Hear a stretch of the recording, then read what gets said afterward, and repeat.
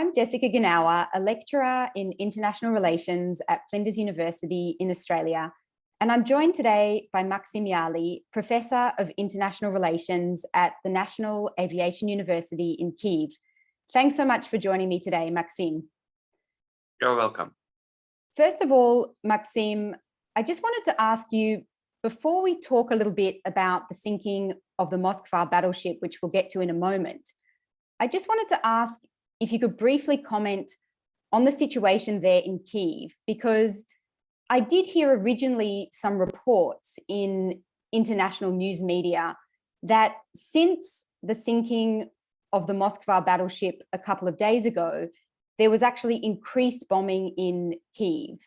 But then more recently, I heard that potentially those reports may have been overblown by Russia itself as part of a strategy to potentially show that they were retaliating. So I was just wondering if you could illuminate for us in the international community outside Ukraine, what is real information, what is fake information, what's actually happening there on the ground in Kyiv? Well, actually, air raid Syrians haven't stopped since the 24th of February, and actually after Russian troops left Kiev region. So they kept striking on Kiev and Kiev region. And of course, it was obvious after Ukrainian armed forces sank the battleship Moskva, they would revenge. And yes, yesterday and today in the morning, there were strikes, rocket strikes on Kiev and outskirts of Kiev.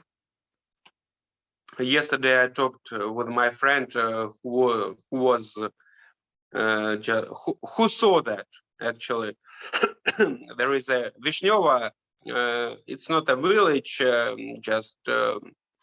it's an outskirt on the west of Kiev region. And the day before yesterday, after the information that battleship Moskva was confirmed, they struck back. So-called warship military plans, but everybody knows that there is nothing there already. But besides, they struck to the center of that small city.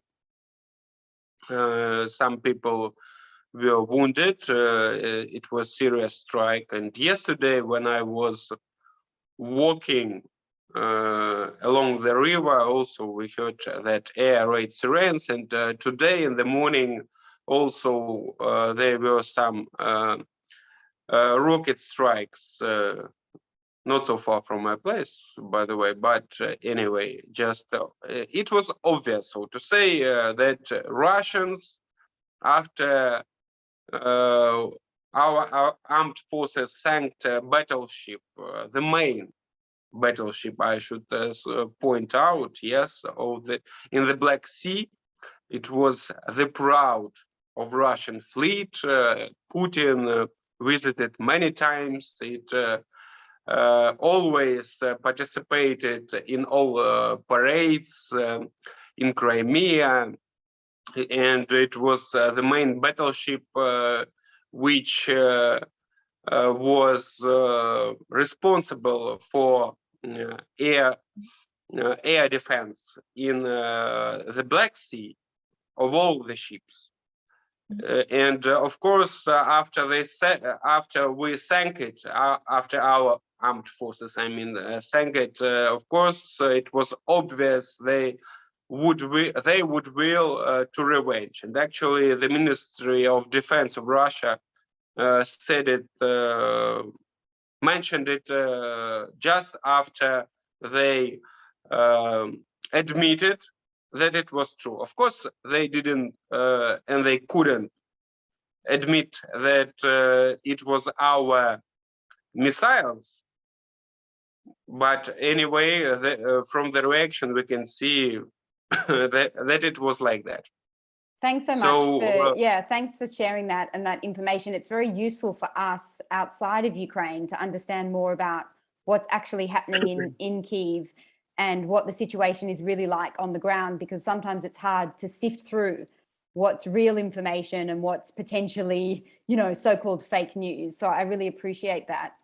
And I wonder if, could you tell us a little bit more, what do we actually know about the sinking of the Moskva battleship so far?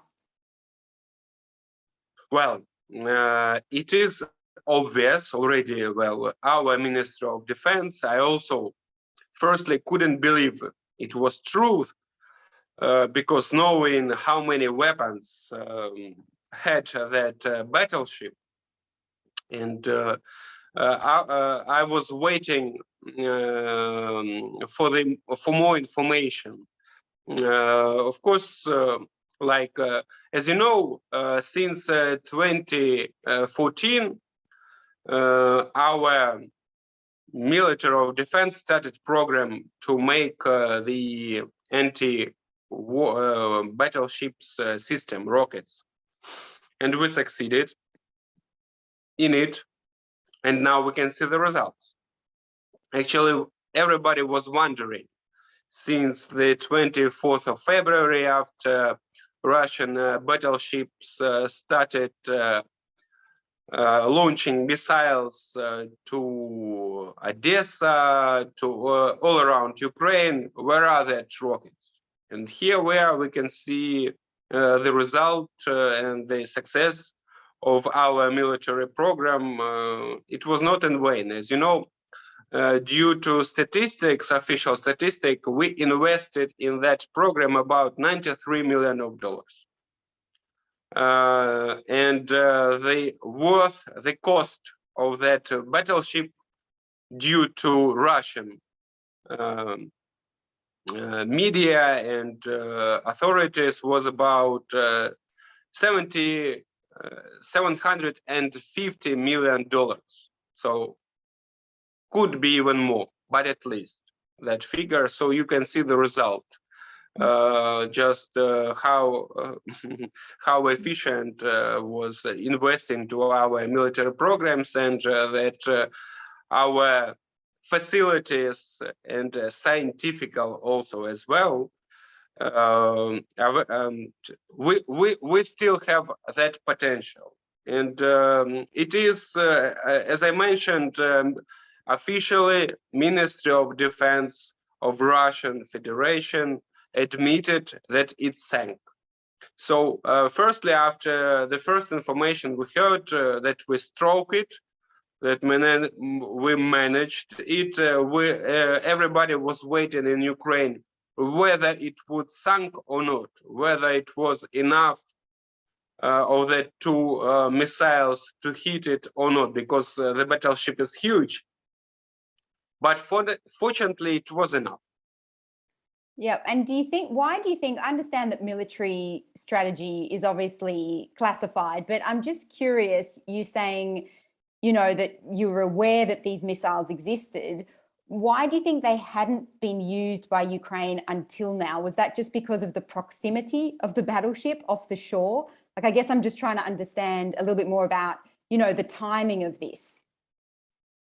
Well, firstly, from that information we have in Ukraine, some of them were used in the first days, but Russians managed to down them, but at the same time, they shut down Russian aircraft, which was good. Secondly, unfortunately, we didn't have enough time to produce enough of them. I mean, the number. So the first division was provided to Ukrainian armed forces just in January 2022, just a month before the full-fledged invasion of Russian Federation started. So we were just in time. We have a few of them, so we should economize them. And of course, it was like the best variant. We deleted, we sank the biggest battleship in Black Sea, and as I mentioned, who was responsible for air defense of the whole Black Sea Russian Federation fleet. So bingo. Yes. When Yes. when you are lack of just rockets, when you have few of them, you should use them just in the best way, and that's the best example. Like 2 strikes, bingo, battleship sank. Yeah, that makes sense. And that leads me to another question, talking about the significance and the importance of this battleship and how big it really was and how it was providing, you know, cover for Russian forces as well.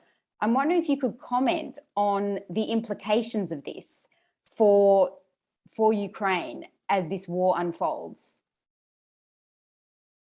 Well, you know, it was, I guess, the best news for all Ukrainian people during all that more than 51 already days of the full-fledged war.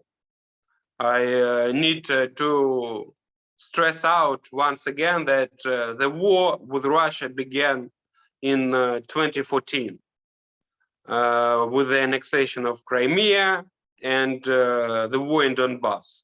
Though it was hybrid war, nobody, even Ukrainian government at that time, admitted that we are waging war with Russia, etc.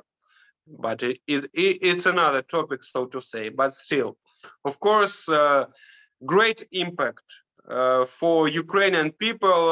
I'm analyzing, I'm following the news, social media, you know, such an uprising of the mood of people, of women, children who are not connected with the war. So it was a huge positive impact for the spirit of Ukrainian people. As I mentioned, everybody became a fan of Ukrainian armed forces, even those who didn't pay attention to politics, to war, who didn't admit it, who was pro-Russian. So just like euphoria, in one word, I can say. In Ukraine, just huge impact in Ukraine, and Yeah. positive one. Yeah, that makes sense. I mean, it is indeed both symbolic, but also very significant in a military sense to be able to sink a battleship of that size.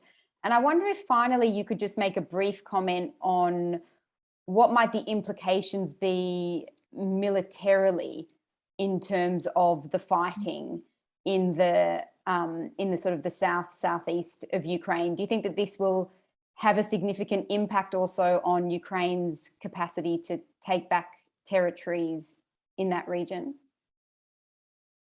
Well, unfortunately, we can't say that it would have and will have a significant impact to just I can't find the appropriate word to say, like, but to set free the occupied territories, but which impact it has already had. All the Russian battleships fled because they were very close to Ukrainian territory, and as I mentioned, all that 50 days, they were launching missiles on Ukraine, all around Ukraine, not only on the southeast. And they didn't fear anything. So now they left. Just after that battleship sank, they left to Sevastopol, it is Crimea. Yes, the base, the military base of the Russian fleet. So, of course, there is a pause. Now they understood that they are in danger. I remember how Russian pilots from the aircrafts who were captured by Ukrainian armed forces were saying that before the war started, they were told that they could fly in our sky. There is no air defense system at all, so they should have no worries, etc., etc. So after that, we can see already after we shut down a lot of them, already they don't fly as easily as they used to during first days of war. Now it was turn of Russian battleships. They fled, as I mentioned. Besides, we already received anti battleships, missiles and rockets from Great Britain. And the United States also decided to give us such. So we have now much more of them. And of course, it will have a great impact that at least they will not feel themselves so free in the Black Sea, the Sea of Azov, and the number of that strikes of missiles will shorten. We can see it already. Yeah, let's hope so. An important strategic area. Well, thank you so much for that analysis, Maxim. That's all we have time for today, but I look forward to another update soon. You're welcome.